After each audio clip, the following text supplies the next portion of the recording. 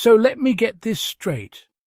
After years of smearing Meghan Markle, years of freezing Harry out, years of whispers, leaks and strategic silence, now Kate Middleton supposedly wants Harry to come home for Christmas, but only if he leaves his wife behind. Oh, buckle up, because this right here is the most manipulative royal PR move of the season. And we're about to unpack the hypocrisy, the audacity, and the very obvious agenda behind it. Sometimes the most bewildering rituals are not found in the wild, but within the gilded halls of human tradition. This year, two brothers, separated by an ocean and misunderstanding, face a cold invitation home. One may return, but only if he leaves his wife behind. In nature, separating a mate weakens the pair. To demand such a split misunderstands the strength of their union. This is a story about the price of heritage, the struggle for freedom, and the enduring power of love. The story centres on an olive branch, an invitation from Kate to Prince Harry for Christmas. On the surface, it seems a gesture of grace, a chance to mend a painful family saga. But the warmth fades quickly. Harry is welcome, but only if he comes alone. This transforms the narrative. What looked like an open door now feels like a carefully set trap. It's a choice between the family he was born into and the family he's built. Is this about healing or about isolating Harry? A true reconciliation would embrace the whole person, not demand division. By inviting only Harry, the message is clear. His life in California and Meghan are obstacles. The burden of compromise falls entirely on him. This is not the behaviour of a family seeking to heal, but of an institution testing loyalty. The invitation in this light feels less like a welcome and more like a summons. It's a branch, but one lined with thorns. To understand this moment, we must look back at the path that brought Harry and Meghan here. Meghan faced relentless scrutiny and prejudice, far beyond what others endured. Negative narratives, double standards, and a hostile press created an environment where thriving was impossible. Their pleas for understanding were dismissed, their attempts at a new role resisted. Stepping back was an act of self-preservation, not rebellion. An invitation that excludes Meghan is not new. It's a continuation of exclusion.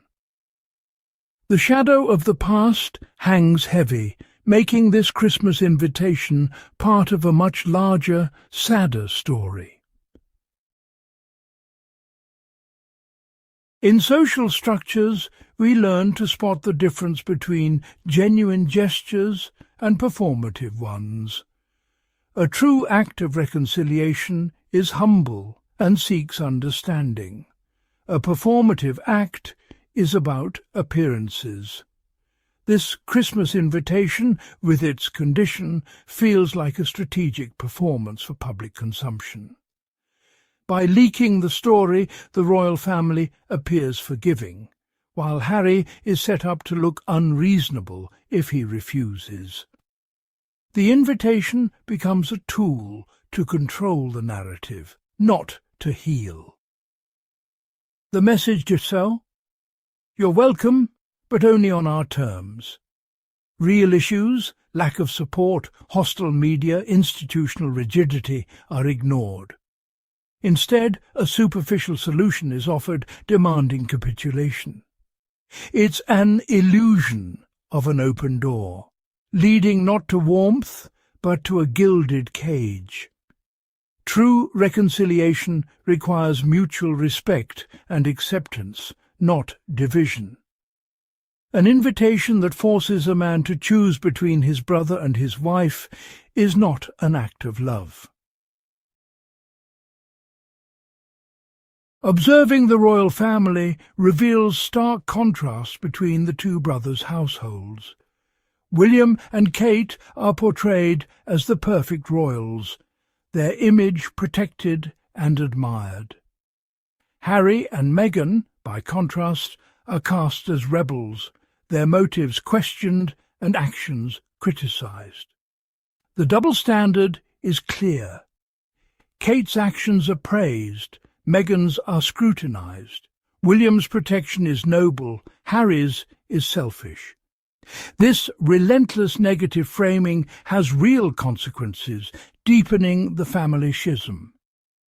Palace leaks target Harry and Meghan, rarely the Cambridges, suggesting selective protection. The latest invitation is another example. Kate is seen as the peacemaker, while Harry faces an impossible choice. The rules are different for each household. This dynamic fuels pain and injustice. It's a game where the outcome is rigged.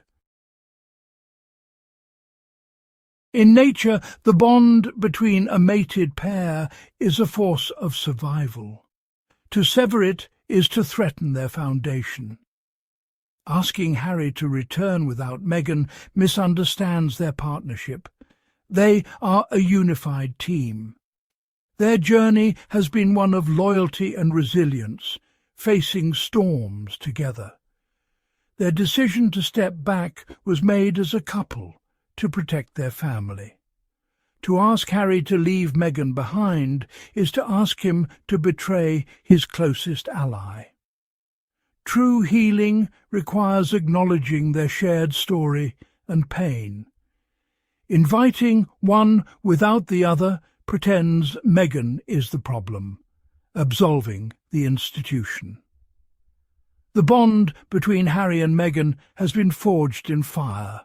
It cannot be broken by old tactics.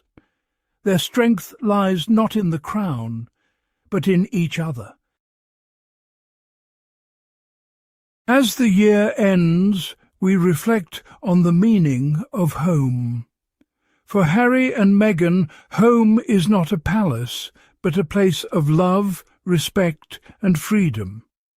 They've chosen to build their own family on their own terms. True reconciliation requires empathy, honesty, and acceptance, not conditional invitations. Their unity is their strength, a message of hope for anyone fighting for happiness.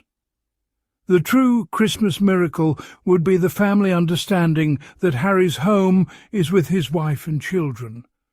Love is not about control, but acceptance. True family lets its branches grow toward the light, wherever that may be found. If Kate really wants peace, she needs to respect Harry's wife, not erase her. Harry without Meghan does not exist, because Harry chose a partner, a family, a life that honours his well-being. And for anyone still pushing the idea that Meghan is keeping him away, no. He told you himself. He left because the institution was killing him. Subscribe to Meghan and Harry Tales, where we tell the truth loudly, clearly, and unapologetically.